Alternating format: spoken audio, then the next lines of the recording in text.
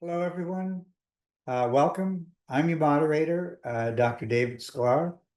I'm an emergency physician and Senior Associate Dean of Medical Education at ASU School of Medicine and Advanced Medical Engineering. I'm the former editor-in-chief of academic medicine and author or co-author of more than 200 articles in the medical literature in areas such as medical education, injury prevention, disaster medicine, emergency medicine, and health policy. I'd like to thank you for joining our Health Talks webinar brought to you by the College of Health Solutions at ASU. Our college works to address the challenges facing people and communities to stay healthy, improve their health, and manage chronic disease. These Health Talks are one way we serve the community with timely and relevant educational information that also provides continuing education credit at no cost. Before we begin, we have a few housekeeping items. First, this session is being recorded and will be posted on our website, asuhealthtalks.com. After the panelist presentations, I will moderate a Q&A session. We'll have about 20 minutes for Q&A. Please submit your questions using Zoom's Q&A feature and not the chat box. Regardless of whether or not you have requested CEUs, please register your attendance using the self-check-in link posted in the chat so that we can have an accurate record of who attended today's webinar. And finally, you will receive a brief survey asking for your input about today's webinar. If you're requesting continuing education credits, this must be completed in order to receive credit. If you did not apply for CEUs, we would still appreciate your feedback, and that would help us improve our series. So now I'm going to introduce today's speakers. First of all, we have Dr. Moseley, who is a pulmonary and intensive care physician and biomedical sciences researcher. He's been doing this for more than 30 years and has led NIH-funded multidisciplinary translational research groups focused on heat-related illness and the role of cellular responses in the adaptation of humans to heat stress. His research team defined the role of heat shock proteins in modulating inflammation and autophagy during heat stress. These data help explain the anti-inflammatory and health benefits of exercise, as well as inflammatory injury caused by heat stress. Dr. Moseley will be followed by Raminta Daniulaityte. Raminta is professor at ASU's College of Health Solutions for more than 20 years of experience conducting substance use research and including community-based studies with individuals who use illicit opioids and other drugs. And her research also involves emerging substance use trends and the development of more effective strategies for tracking changing practices of cannabis, novel synthetic opioids, and other drug use. So with that, I will now hand over the baton to Dr. Moseley, and then he will be followed by Raminta. Take it away, Dr. Moseley. Thank you, David.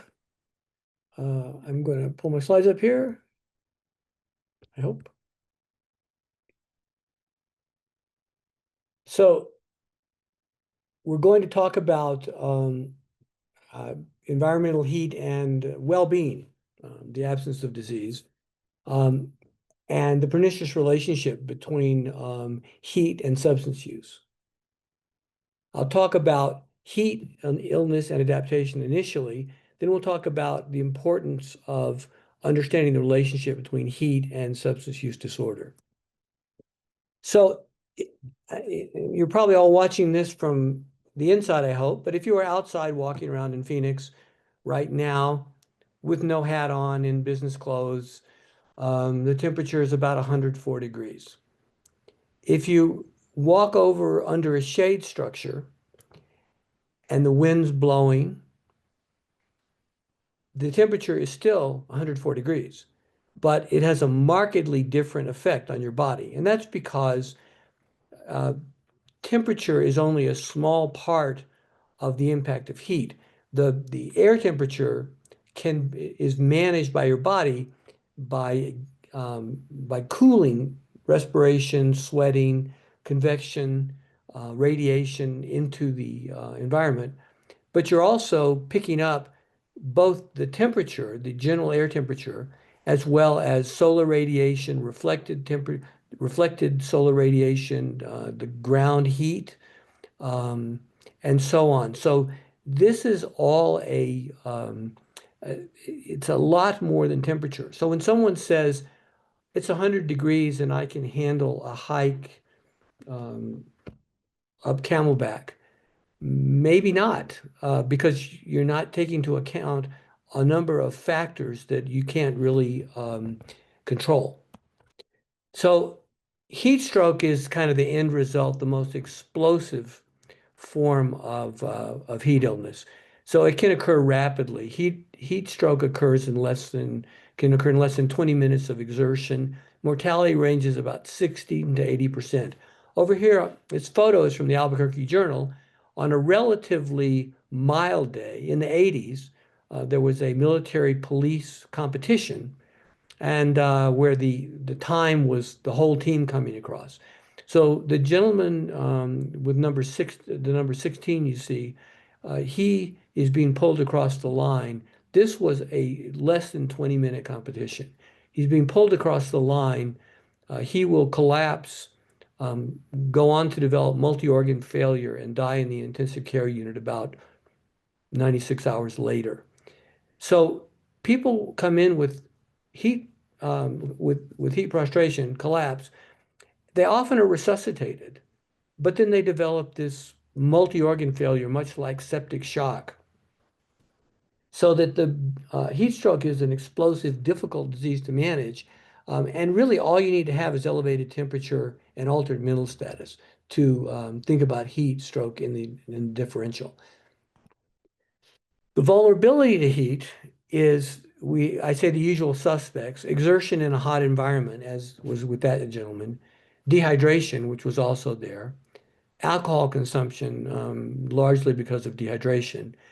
Extremes of age are considered important, but in my experience, maybe less so than the factors that we often don't consider.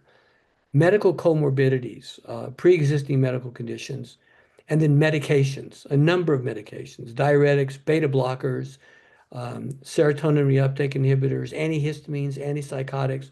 These all make you more susceptible to heat injury. Now, adaptation to heat our bodies are really made, we have evolved to defend our core temperature very, very well. And when exposed to heat over a week or so, we develop a number of adaptations. First, we start sweating at a lower temperature. We begin to cool ourselves early. Our sweat rate increases because of both sweat gland hypertrophy and because of the increased number of sweat glands. Our blood volume increases. And then gut resilience, something that we don't talk a lot about, is that the gut appears to be the critical target tissue that in heat leads to this sepsis inflammatory explosion. And when you condition someone in heat, their gut barrier becomes tighter and does not leak endotoxins so easily. And the gut microbiome becomes more diverse and develops a anti-inflammatory microbiome. At the cellular level, there are also a bunch of things that happen. The stress proteins that David mentioned, but also antioxidants, glutathione increase, and then again, this increase in probiotic gut bacteria and increased intestinal tight junction strength. Despite that, as we all know, Maricopa County has had a lot of it's been in the news a lot, but we've had a steady increase in the number of heat-related deaths. This year we are actually down a bit, but this is data up to 2023 showing that a remarkable increase in heat-related deaths. So these are deaths that are counted by the medical examiner as a heat-related death. But what I want to tell you, the biggest take-home message today is that we vastly underestimate the role of heat in death during heat waves. So if you take those 645 deaths, they're the tip of the iceberg. Only about 7% of the deaths during a heat wave are termed heat related. So heat factors in the deaths of a lot more people than we think of. So if you were to take 7%, that little box over there is 10% size of the whole thing. So those are heat related. But in the other 90% in that box are the other diseases that are made worse by heat. More heart attacks, more heart failure, worsened diabetes, worsened COPD, more strokes, more chronic kidney disease, more hospital-acquired infections. And we can go on and on. So when we talk about heat-related illness, when we talk about those heat deaths or people going to the hospital for heat illness, we're really only talking about 10% of what's really happening. And this is some data from Nature Medicine looking at the heat wave in 2022 in Europe. So they just looked at increase in observed mortality over the expected mortality during the same time periods when it was not hot. So they looked in the previous summers, measured out expected mortality, and then looked at what they observed. So they could find about 70,000 excess deaths during heat waves. Most of these were not counted as heat deaths. In fact, there were less than 5,000 heat deaths during that time, but 70,000 more deaths. So heat's the force multiplier. It's a force multiplier of opioid overdose that I'm going to talk about a little bit later, and Raminta certainly will. It's the force multiplier of environmental work exposure, of both the unhoused and people who are inadequately housed, especially in manufactured housing, people with the lack of resources to cool things, persons with disabilities, and then the comorbidities that I mentioned. Over 60% of Americans have at least one comorbidity. Over 40% have two or more. And so there are a lot of people at risk of heat, not perhaps from heat stroke or heat death, but from death or illness from the comorbidity that they have, which is made worse by heat. So heat stresses brain function, for example. So heat alters the blood-brain barrier. The hotter you get, there's an increase in cerebral edema. Cerebral blood flow becomes unstable, and gut endotoxin translocation. I won't have any time to talk about that today, but just to say that gut endotoxin translocation is a major problem in heat illness. And the gut microbiome, which is most of our genome, it contains 150 times more unique genes than our cellular genome. Heat causes changes in the gut flora. It causes a loss of gut microbial diversity. Interestingly, the gut microbial diversity seen in a heat-stressed person looks like the gut microbial diversity loss seen in severe anxiety, depression, dementia, and schizophrenia. So perhaps no wonder that mental status changes are a big part of heat illness. And the disease states characterized by loss of gut microbial diversity are particularly at risk from heat. I'm going to skip through this because this just shows that in a 95-degree day, a study of children with air conditioning versus no air conditioning showed tremendous drops in processing speed, addition, subtraction, accuracy. These were adequately housed, but without air conditioning in a moderately warm environment. So, what about substance use? And I call this the pernicious intersection of substance use, heat-altered cognition, and inadequate housing. So drugs alter the physiologic heat response. Methamphetamine causes a change in thermoregulation. You increase heat generation. You increase oxygen consumption. Your gut tight junctions become leaky, allowing more endotoxin. Opioids alter central thermoregulation. Same idea, decreased heat exchange, increased oxygen consumption. this population is at risk from heat from a physiologic standpoint. There's very little data. There are also a high prevalence of comorbid health conditions, increased psychosocial vulnerabilities, and intoxication may actually limit your access to shelters at time of greatest vulnerability. So there's very little data published, and the data is sporadic, observational. Almost all of it deals with mortality. We don't actually look at people who are hospitalized for opioids and drugs during heat waves. And drugs are rarely included as part of the heat death analysis. Here's some really older data from the 1990s looking at cocaine deaths in New York City with the daily maximum temperature. And what you see is that once the temperature passed 30 degrees Celsius, so around 90 degrees Fahrenheit, cocaine overdose deaths began to increase. This is some data that Raminta and I and others in our group have worked on, just a simple line graph of the weekly mean nocturnal temperature in Phoenix from 2017 to 2021 and the increase in overdose deaths. And there was a reasonably good relationship. We have much better data than this now, but this shows you that there is a relationship between heat and overdose death. Here's the most powerful data, though. This was from 2022. These are the monthly drug overdose deaths in Arizona. And you see in January and February, you've got 150, 170, 180, July 316. Some data from Raminta's work and one of her graduate students shows this curve year by year. And what you see is year by year, a peaking of overdose deaths occurring in the summer. Now, if you walk away from the overdose deaths and go back to that original figure of just people who are heat deaths, note that over half of them have drugs on board. So that we're looking at a population that's the heat death population is enriched for drug exposure.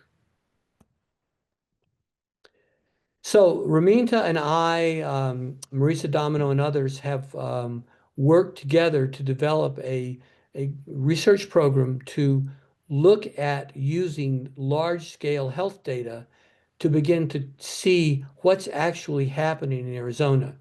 So we have a 1-kilometer grid of the state of Arizona for climate data. And then we have 2.3 million people in the Arizona healthcare cost containment system. So by putting these together in a relational database, we can begin to look at trends in data. And that's what I'll show you now. So first of all, this is a graph of increase in hospital days related to temperature.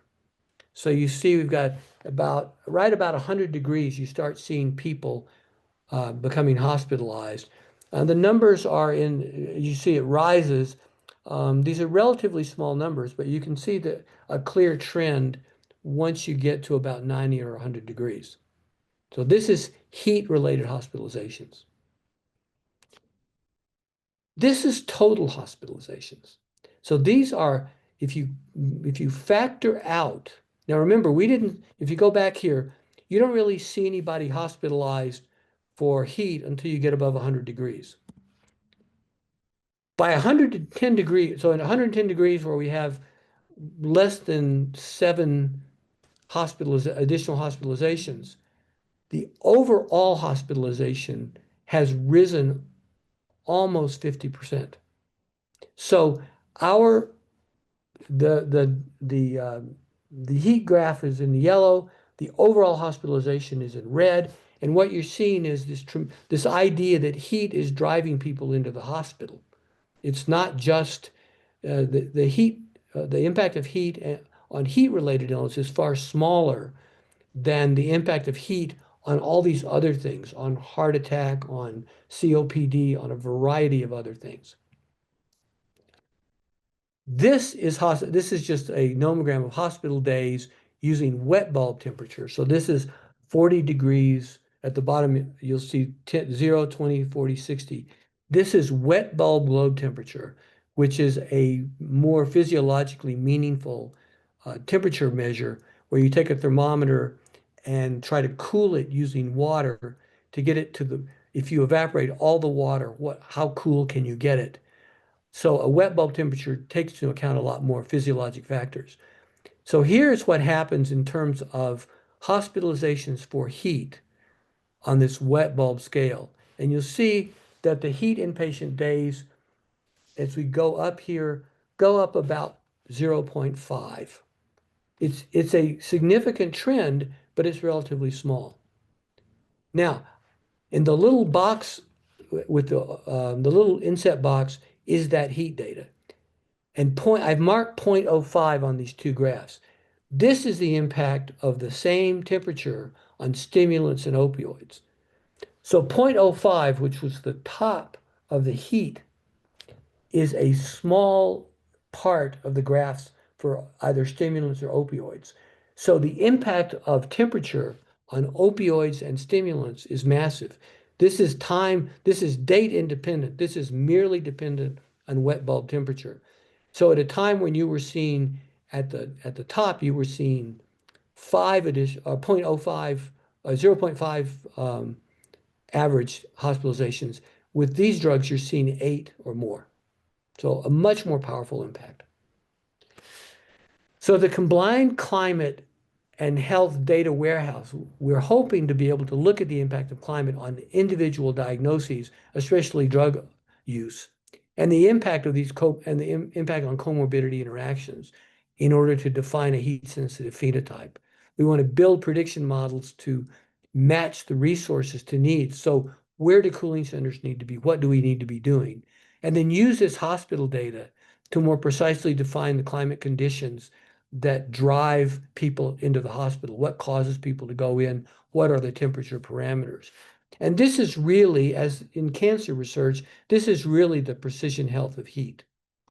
So this is a multidisciplinary effort. So the group includes scientists like Matthew Buman, Raminta, Marisa Domino, who I mentioned, Stefan Eichenbury, climatologists like Matt Georgescu and Jennifer Van Oss, population health scientists like Tiffany Lemon, clinicians who are working with Megan McElhenney and Corey Nelson, all working together to try to put together heat, climate, and health data to find solutions using computational models. So thank you very much, and I'll mute myself. Thank you so much, Pope. That was fascinating. And now we're going to move on to our next speaker, who will take some of the issues that Dr. Moseley introduced and take them another step further. So, Raminta, why don't you take it away?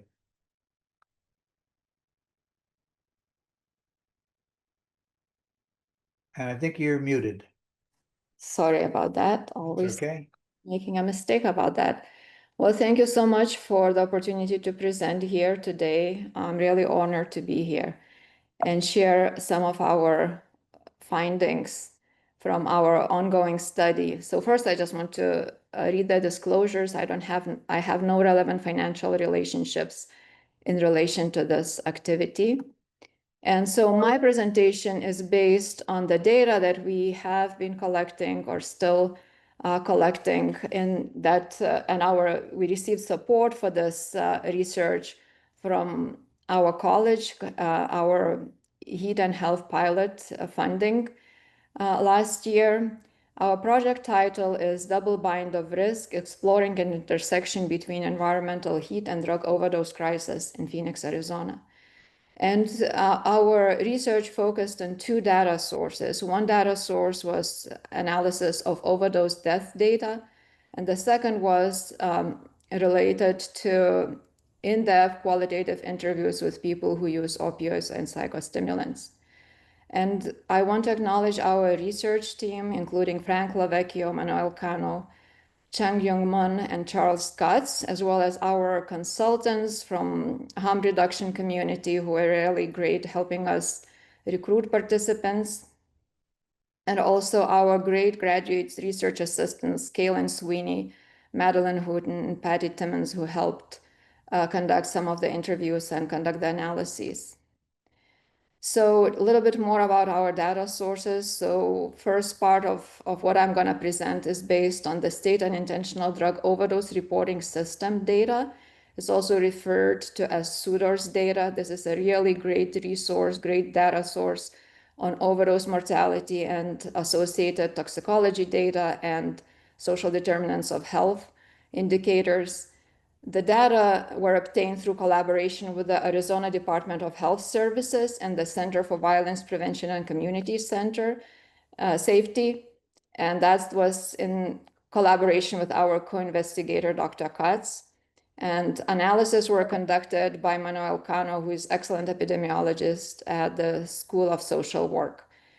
And our qualitative interviews were conducted last summer. We conducted 34 interviews with people who were experiencing housing instability and also were reporting use of methamphetamine or fentanyl. And my graduate students and me were involved in conducting the interviews and conducting the analyses.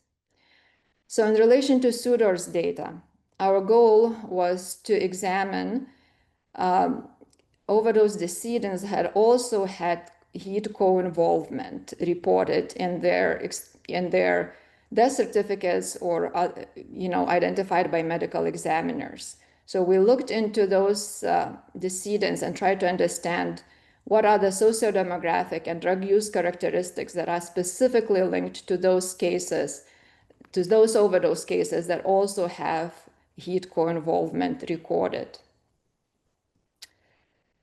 Just a little bit about the data source. So SUDOR's data has information about Arizona deaths of unintentional or undetermined intent.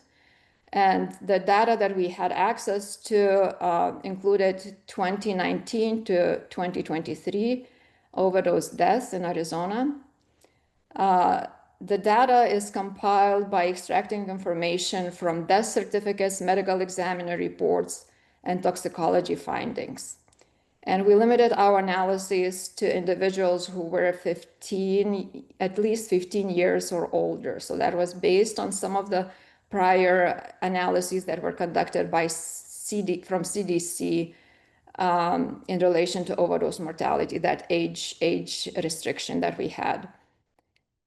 So overall, our analytical sample included more than 12,000 overdose deaths in Arizona.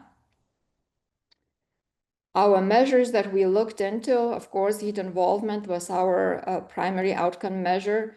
We extracted that information looking through the data extracted from death certificates and information included by medical examiner. So we looked into ICD codes and also textual search, and this was also consistent with what has been done previously in this space. We also focused on homelessness and extracted information on indicators suggesting homelessness. Methamphetamine toxicology was another important variable that we focused on based on our understanding of prior research. And we also looked into all other available demographic measures and other drug toxicology measures as well. So just looking into summary of what we see in the data, you see the overall overdose mortality cases mapped out here by year, black line. You see overall increase, but the significant increase that we see is the overdose cases that also had heat co-involvement recorded. So this is the red line. And you see a really notable increase from 58 decedents in 2019 to over 400 in 2023. And this also corresponds with some of the graphs that you saw from Pope's presentation, where we see increases in heat-related mortality in Maricopa County.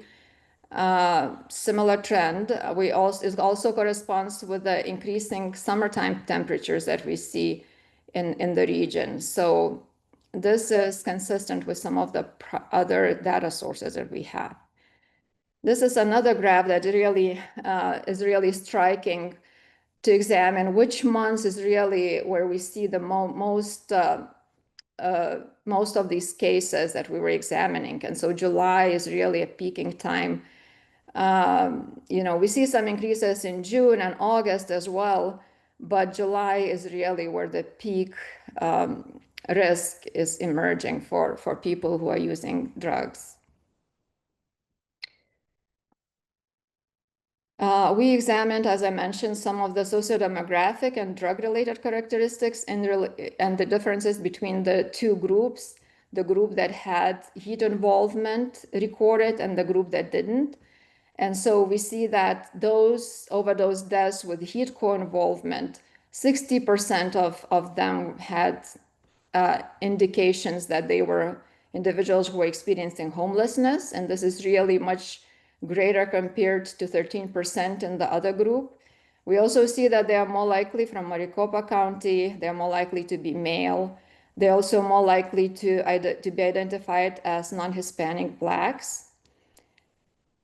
And in terms of the toxicology findings, what we see is that almost more than 90% of individuals with heat co-involvement had the positive methamphetamine toxicology compared to 48% in the other group. And we see that fentanyl and pharmaceutical opioid positive toxicology was lower in the group with heat co-involvement compared to the other group. So we see methamphetamine as really very, very significant kind of factor that we need to examine further in this space. And so we conducted further analysis, and what we find is that among Arizona overdose decedents, the odds of recorded heat involvement were 17.5 times greater in those experiencing homelessness compared to those not experiencing homelessness. And similar association was found in relation to methamphetamine positive toxicology.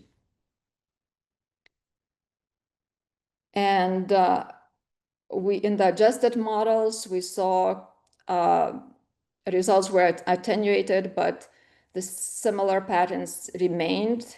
Homelessness and methamphetamine toxicology as significant contributors, significantly related to heat co-involvement in overdoses. And this is another way to look at our data.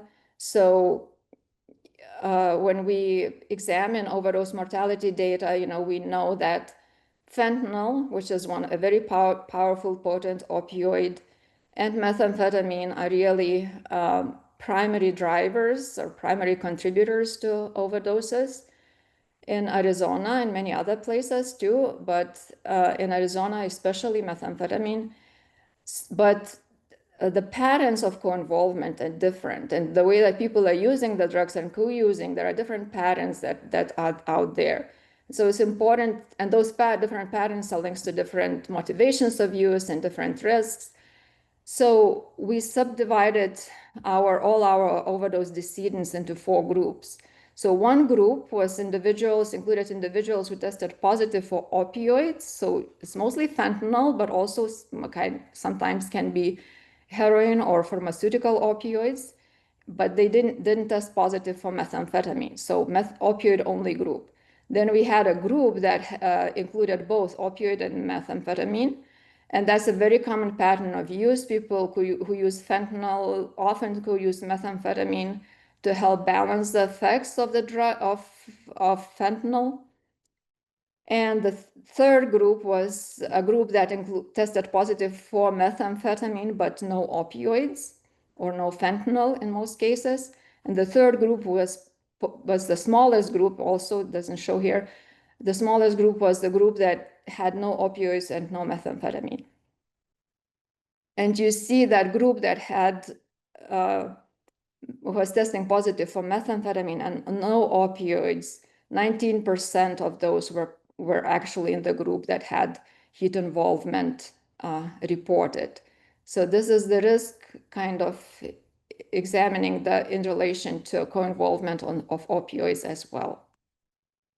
So we see that methamphetamine is really significant factor in trying to kind of understand what is going on with heat-related risks, and kind of when thinking about services, that's also a very important factor. So in our second aim, we tried to talk to, we recruited people who use methamphetamine or fentanyl, and we wanted to understand what their experiences are and what their perceptions are in relation to these risks. And as I mentioned, the interviews were conducted last summer. And in the next few slides that I still have time for, I'm going to focus on methamphetamine and what people were talking in relation to methamphetamine. So we had a large proportion, most of our participants were using methamphetamine.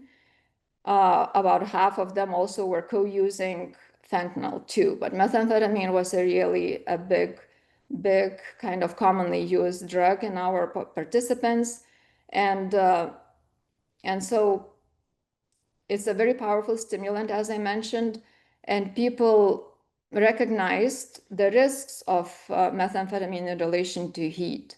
So they did recognize that methamphetamine increased the heat-related risks because of increased body temperature and reduced intake of food and water. People don't feel like they want to eat. The time passes in a different way and they forget to eat. So it alters those elements very significantly, and people recognize the risks in relation to heat. And so, for example, this 59-year-old individual was explaining, meth does dehydrate you. I'm one of the stupid ones. I don't drink water when I'm tweaked out for some reason. I just can't drink. I wait till I'm almost just, desperation. I don't know why that is, and it heats you up. Meth does keep you hot.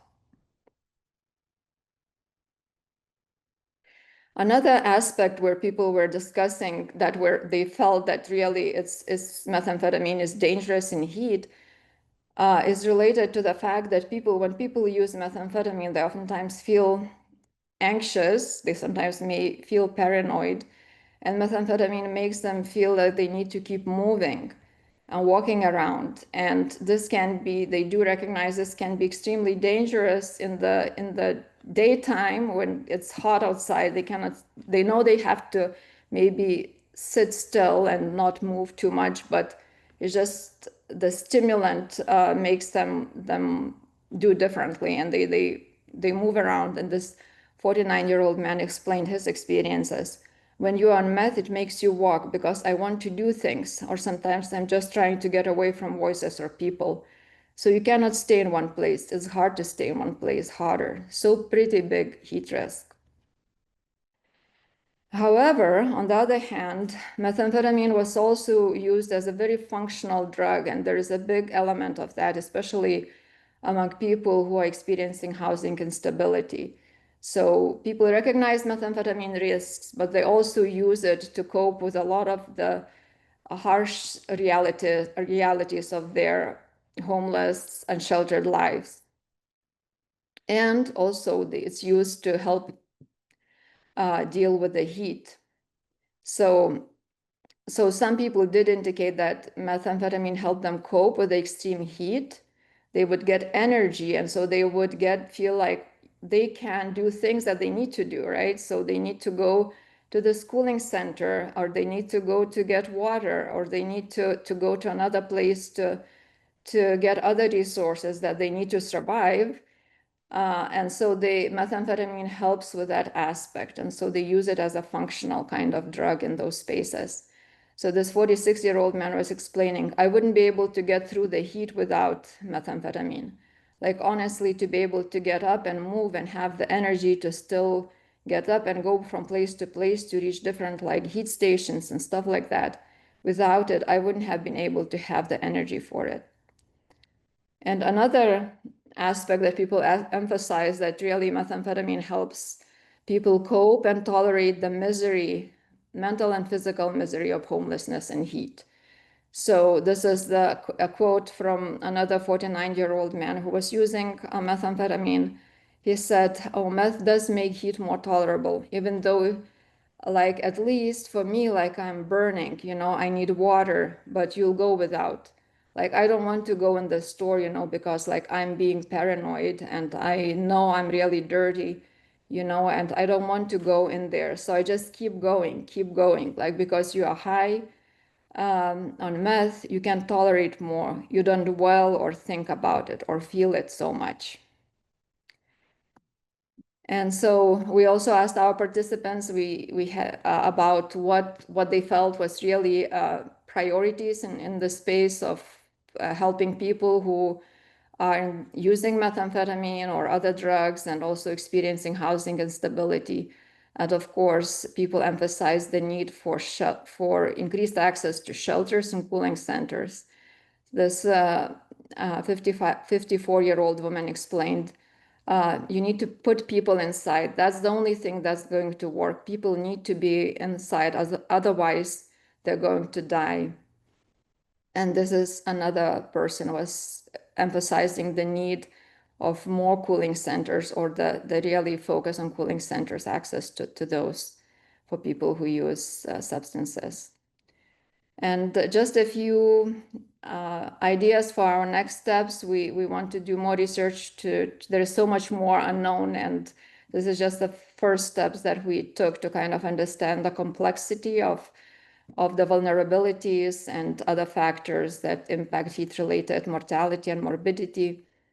But we also, see that there is really urgent need of adaptation of the existing services and harm reduction approaches to kind of accommodate the needs of people who are extremely vulnerable and experience social exclusion due to their substance use disorders, homelessness, and other health comorbidities. And I think that's the end for me. Thank you. Well, thank you so much, Pope and Raminta. This was really a fascinating update on an extremely serious problem in Phoenix. In fact, the numbers of people dying of heat and particularly heat and drugs is up in the range of the number of people who die of motor vehicle crashes for a whole year in Phoenix. So clearly a very serious problem. Please add your questions if you have them into the Q&A, and I will select questions from there. But first, let me get us started with one or two questions. So this year, the numbers of people dying related to heat appear to be less than the two previous years. Now, the two previous years, we had record heat, and for different kinds of heat. In 24, there was a very long period, over 110. The year before that, we had a high intensity in July. In the meantime, many things have happened, as you mentioned, with the cooling centers, and I'm not sure if has changed. The drug use has changed this year, but there's clearly more resources now. So let me ask both of you, what do you attribute the reduction? And of course, there's also better treatments now with EMS putting people into bags with ice water and emergency departments with more training and so on. But what do you attribute based on your experience? And by the way, I do also want to mention what you presented was sort of mixed methods kinds of research, which has qualitative and quantitative research, something that I think is really a great methodology for this particular problem. But why don't we start with Pope, and then we'll get to Raminta on what do you think is going on, and any way to sort that out? Yeah, I think that it's multifactorial. First of all, I think the fact that it's cooler is probably really important. If you looked at those curves I showed you of opioid and methamphetamine hospitalizations, you can see how temperature sensitive they were there. You can see significant differences with as little as 1 degree when you get up into those higher temperatures. So, and it's not just the peak temperature, because there's data about duration. So the climatologic issues may involve heat intensity, heat duration, things like that. I can't speak to the opioid use. There's some discussion about whether there's a declining use in opioids, although I'm not sure that we are able to see anything with that. And I think it's possible that we're doing a better job with cooling centers. I mean, Raminta may have something to say about that, but that the city of Phoenix, which is where most of these deaths are occurring, has gotten really good at problem solving the issues related to how you make these cooling centers more effective. Thank you. Raminta, any additional comments? Yeah, so I would also want to emphasize that probably the access to cooling centers and expanded hours, that's a very important step I know the city of Phoenix is doing excellent work also trying to connect and work with the local harm reduction organizations. I think that's a very important step that probably is helping to reduce mortality and other consequences. So those are important directions that I think probably is Well, and let me add, so another question that's in our group of questions is the question about whether in the summer a lot of the rehab centers are over full. And could that be another explanation for why there's more drug-related heat deaths? And if we put more money into or more resources for drug rehab in the summer, do you think that would help? Well, I think that's a really excellent question, and that's an important direction that needs to be explored and resources put to increase access to treatment in general, but especially for focusing on the summer month. We don't know for sure based on our data, we cannot provide any kind of good answers about this, but we would definitely want to explore it in the future to understand what the experiences are. We kind of have mixed information from our participants about the treatment access, but we have very small numbers, so we cannot kind of give good answers to that. But it's a very, very important question, and it's a very important kind of Right. The area. next question is So David, oh yeah, go ahead, Dr. I Moseley. jump in. So as it happens, I'm going to share my screen. I was interviewed by LA Times last week, and this is the article that came out. And so it's not just Phoenix. This is an article LA Times. July is the worst month for drug overdose death. Is heat to blame? So I think this is something that is a really important issue that's occurring in many metropolitan areas. And whether it is facility closing or overcrowding, it's multifactorial, but if you're leaving more people exposed to the heat, then you're likely in a position where you have a vulnerable population that's getting more exposure and likely going to have more deaths and more illness.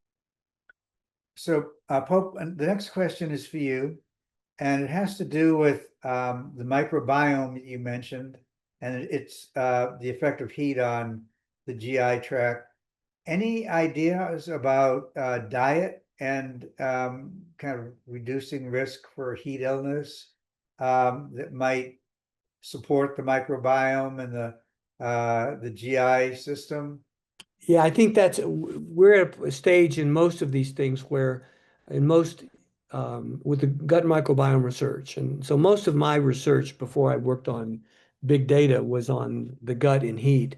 And we are at the point of recognizing that the microbiome changes significantly in heat, but we're not exactly sure how to make it better, except that exercise turns out to be very, very good at it. So people who are trained have a more resilient gut barrier and have more probiotic anti-inflammatory bacteria, and a more diverse microbiome. So I guess I would argue there may be some dietary things that are useful. It's pretty clear that exercise helps. And so, but it is important also to recognize the gut is probably really, really important. If you look at all those diseases If you were to go through and do an AI search of all the diseases where heat causes more hospitalization, more death, essentially all of them can be put into one of two boxes: people with primary vascular disease, or people with gut dysbiosis. So it really suggests the importance of the gut. Great. The next question is actually from one of your co-investigators, Dr. McElhenney, who asked, can any of the biologic changes discussed be candidates as signatures for identifying contributions from heat and illicit drug use in death investigations? That is a really good question. One hopes there are signatures. There's this, when people die in these situations, there's a common endpoint of death where there are a lot of systems that are failing, so there's a lot of abnormality. This, though, I think, if anything, is amenable to a big data approach. It would be trying to find a biologic signal by just letting a machine try to take all of that information and look for patterns. So there's not anything right now that would differentiate a drug heat death that I'm aware of versus a heat death.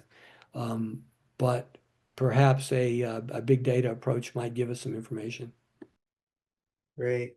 The next question has to do with the cumulative effects of heat, and particularly looking at days where there's excessive heat warnings over and over again versus other hot days throughout the season. Any thoughts about that as far as maybe something to pay more attention to? Is that directed at me or? Both of you, I guess. So, it has to do with like the cumulative, as you know, we had, I think, over 100 days of over 110 last year. And so the question is, as you have a cumulative effect where the stress goes on and on and on, and we have these excessive heat warnings, any thoughts about the effect on mortality compared to having 1 or 2 really hot days? Yeah. So there's some really good studies from India showing that duration becomes more important than intensity. So if you have high temperatures that are consistent through several days, that's much worse than a spiking temperature. That kills a lot more people. So we have to worry that that's really where the urban heat effect is bad. So if you go 60 miles away from Phoenix, it's a lot cooler at night because it cools off in the desert. It doesn't cool off so much in Phoenix. So cities are especially vulnerable here. So yeah, duration of heat turns out to be as important, at least as important as intensity. Raminta, any thoughts? Well, I think that's really definitely, I think that cumulative effect is so much more powerful. And also it's really fascinating the July month, right? Like what happened, like why it decreases in August, right? We have this continuing heat, but then August it declines. So not Raminta, one of the things that I've talked about is I'm an occupational medicine physician by training as well, and we talk about the healthy worker effect. So if you go into a plant and are looking for asthma, you often you find some asthma, but you don't find maybe as much because someone who is susceptible to asthma has already left the workplace by the time you go in there. So it's a survival population. You wonder if the first big heat exposure really hits the people who are the most vulnerable. And so by August, what you have is a survival population. People who have adapted, either the people who understood to go to shelters, people who did not have as many comorbidities, and whether what we're seeing is a loss of the most vulnerable among the vulnerable. And so there's a drop off after that. Let me ask another question. Now, although we've been focusing on Phoenix, heat problems have occurred in other parts of the country and even other parts of the world. So what are some of the messages from what we've learned in Phoenix that we might apply to other parts of the country or the world? Since, again, I think this is a problem that will probably increase as global temperatures increase and we have climate change. Any advice for if you're living in another part of this country? I want to jump in, but I saw there is kind of related question about the public health implications of Yes. the findings. So I think for, we're dealing with people with substance use disorders, so kind of complex chronic health conditions. They're really difficult. People cannot just quit, right? That would be great if that was possible. People really need support, mental health support, substance treatment. People who use opioids, they need access to medications for opioid use disorder. This is not accessible to the point where people can, we still don't, we haven't reached a point where it would be accessible and address all the needs that people have. Another big element is methamphetamine use disorder. Methamphetamine is such a powerful contributor, such a huge risk, but we don't have very good treatment options for people with methamphetamine use disorder. So it's a huge gap. So we need to work in those spaces to increase access to treatment that is compassionate, understands that this is chronic health condition and that builds on the science and research that has been conducted in the past 20, 30, 40 years and is informed by what works. So I think those are the huge implications for us for across the United States. We need to expand those, make the treatment more accessible and effective. Well, we're running out of time here, but Dr. Moseley, anything else you'd like to say? Because I think we're about ready to Yeah, close up shop here. yeah, so heat's a huge problem. And remember that if you have a 2-degree average rise at the equator, 2 degrees Celsius rise, that's a 4 degree Celsius rise at the Arctic Circle. Heat's not evenly distributed.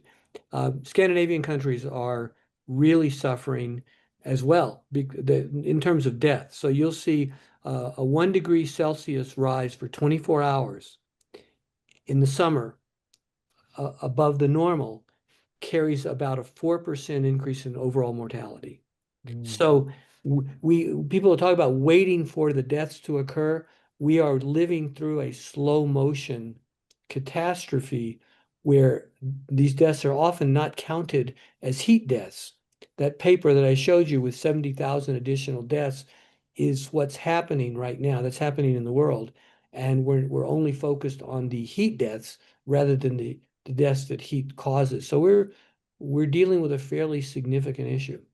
Well, I just want to say another word about that, which is that with disaster medicine, we definitely are focused when there's an earthquake or a tsunami or an event that's sudden. But as you mentioned, heat is a slow rolling disaster and the effects go on and on for days and weeks and months. And so sometimes we're not responding to it the way we would other disasters that are killing, in many cases, far fewer people than what we're seeing from heat. Well, I want to thank our speakers and thank all of you who attended this event. I think we appreciate you joining us, and also realize that we will continue to have these talks. September will be our next scheduled time. And please check for the specific topics. And again, thanks to our speakers and everybody. Just be careful out there now. It's going to get warmer, and make sure you drink enough water and protect yourself and your family. Again, thank you all very much, and we'll talk to you later.